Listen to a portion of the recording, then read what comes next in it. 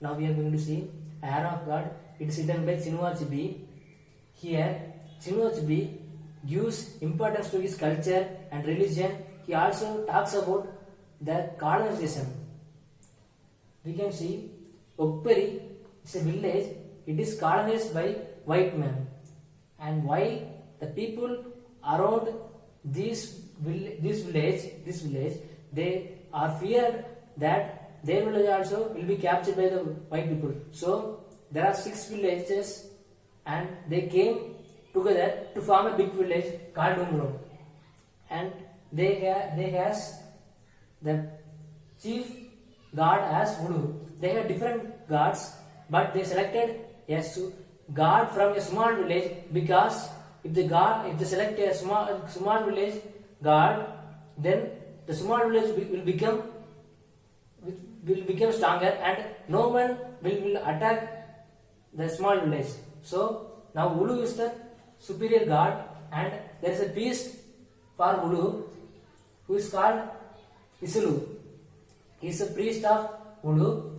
There are some people who have some envy on Isulu, because they are thinking that their gods are superior, but the god of Voodoo is smaller than their gods. One among the man was Navaka. He always used to raise wars against Isulu's sword. We can see that there is a fight comes between Umro and Okperi. There Isulu says that his father said not to fight against Okperi, because Okperi has given his land to Umro while in the coming together of 6 villages. But Navaka disagrees. Isulu's word, he gathers the mob and goes to fight with Okperi. There we can see the fight begins, and it becomes cruel. There a white man comes who is called Winterbottom. Captain Winterbottom, he comes and stops the fight.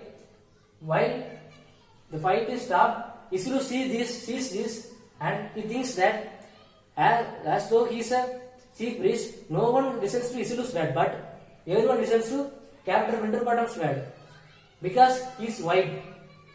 And Isulu want to know what is the reason behind white men, and what is the formula they have that everyone goes behind the white man. So Isulu has a plan that he makes his son, third son Odiji, to go to missionary school and find what is the formula the white has. And there is an incident that in Odiji's life, that Odiji first hesitates to go to missionary school, but later he loves the culture of Christian. So he fights against their own culture. He captures the snake, which is considered as a god in these 6 villages. But Odiji tries to kill the snake. This news goes around the whole village, and everyone scolds Isulu that he sends his son to missionary school. But Isulu convinced them that Odiji does not kill the python, he just captured it. And Navaka, who got more angry with Isulu's activity, because Navaka's god is Idimali, and Navaka considered python as their god. So Navaka gets angry with Isulu.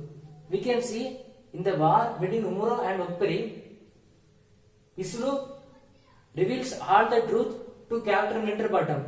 No one in that place, they did not come forward to reveal the truth, but Isulu comes forward, and with genuine manner he reveals all the truth to Winterbottom. So Winterbottom, he thought Isulu is the correct person to become a warren chief, because they are thinking that indirect rule is correct. So in order to make indirect rule in correct manner, they want to appoint a warren chief, and for posting of warren chief, Isulu is the correct man. So Winterbottom sends a messenger to Isulu's hut to meet Winterbottom in Okperi, and Isulu thought that And Isuru does not like the messenger's way, messenger's mannerism.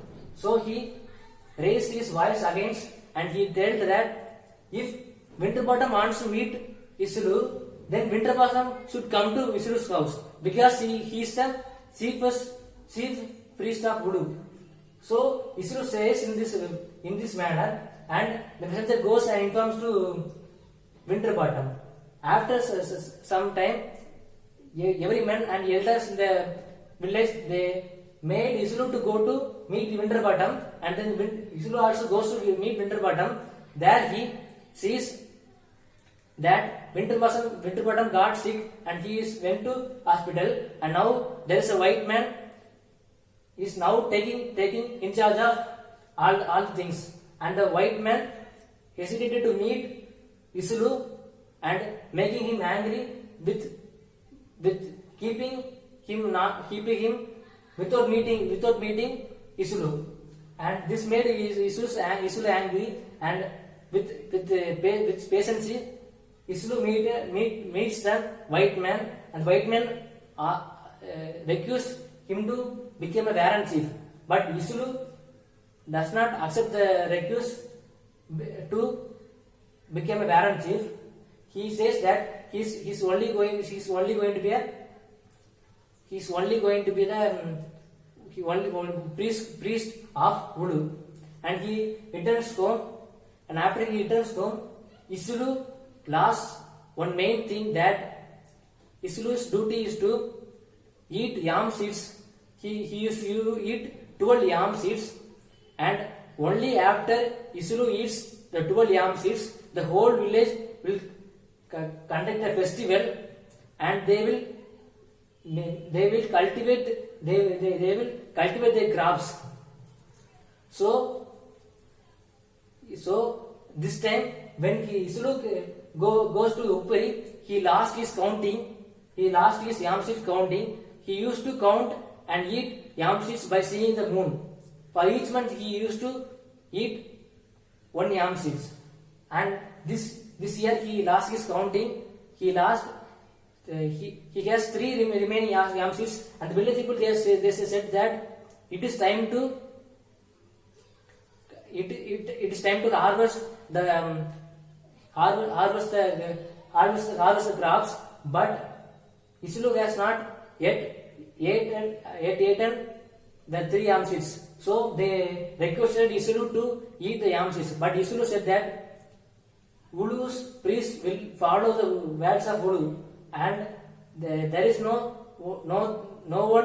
way to eat yam seeds without seeing the moon and without obeying the rules of voodoo. So Isuru is stubborn to eat the 3 yam seeds.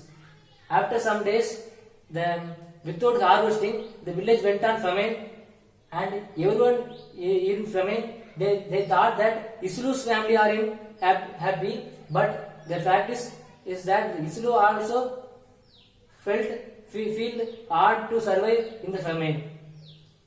And later, some days, Isuru announces that we can celebrate the new yams. We can celebrate the festival, and we can harvest within 28 days. But the people has changed their ideas within the famine, because there is a man called Gudkandri who is a priest who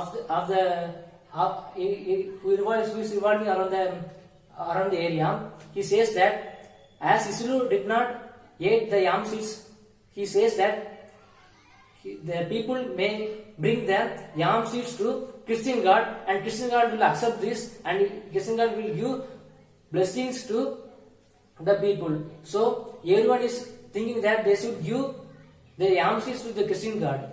Now Isuru, after announcing the festival, there is a ill omen arrives that Obika is now going to do a ritual for a dead man, because Obika is the strongest man, and he is the only man who can do that ritual in the village. So he goes to do the ritual, because already his father has disagreed to eat the 3 almond seed. So if he also rejects that, the people will consider that family who supports white people and they are against the village people. So Obika, in order to prevent his father from the people's angry, Obika, though he has fever, he suffered from fever, though he has fever, he goes to attend the ritual. He has the ability to, he does not have the ability to do the ritual for his father and his family. He does the ritual, and after doing the ritual, he falls down and he dies in that place. And this news is arrived to Isulu, and Isulu shocked to hear that. And after this, Isulu thought that Ulu, our God, has left us, that Ulu disappeared from Ulu. Ulu disappeared from Isulu. So, and the people also thought that Ulu has disappeared from Isulu, and Ulu left Isulu alone. But Isulu tries to convince the people that it is because Obika's fever he died. But people believe that Ulu has lived Isulu's family. So the people all around the village, they started to bring yam seeds to Christian God instead of doing to their own gods. So in this way the story turns up, and Isulu in his last days he lives in grief. We can see in this way Isulu is in grief, and the title Arrow of God means arrow is Isulu, and the Christian God, with Isulu's fall, he changes everyone in the native people to Christian. And this is story of Arrow of God by Chinua Achebe. Thank you.